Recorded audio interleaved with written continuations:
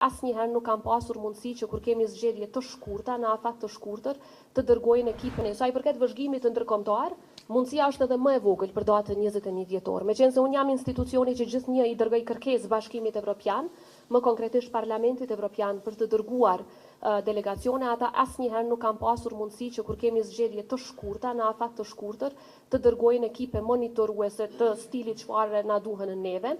Madje edhe kur ka pasur më shumë se 30 ditë, kur i kemi pasur 40 të plota, ka qenë shumë sfiduese. Pra kushdo që mendon që me datën 21 dhjetor, neve brenda 30 ditësh do të na vinin monitoruesit, e ka shumë gabim. Ne jemi në komunikim me Parlamentin Evropian, do dërgojmë kërkesa, mirë po unë kam biseduar edhe me ambasadorët individual të shumë prej ambasadave, jo të gjithë ende, sepse tash do të fillon procedura. Ne nuk donim ta paragjykonim rezultatin e djeshëm të seancës, prandaj edhe nuk mund të fillonim gjitha këto sot.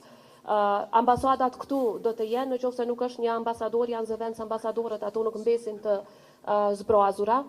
Shpresoj shumë që do të kemi edhe angazhim të shoqërisë civile për datën e zgjedhjeve, në veçanti sa i përket monitorimit në veri.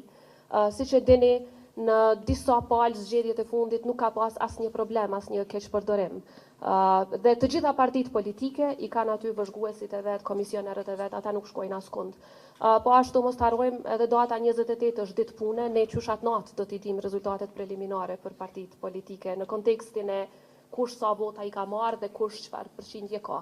Pastaj janë procedurat e ankesave, data 1 dhe 2, mirë po deri te 1 dhe 2 januar janë 3-4 ditë, por edhe për ato ditë njësoj siç punojmë të gjithë ne, edhe ju si gazetar punoni edhe festave shpeshherë, siç e dim, jam e bindur që edhe personat që numrojnë, ka rregulla sipas të cilave kur janë staf esencial duhet patjetër që të punojnë. Nuk më është shprehur si shqetësim nga ana e KQZ-s çështja e numrimit në data të tilla në asnjë moment. Ata që punësohen për të numruar, numrojnë pavarësisht se cila është data.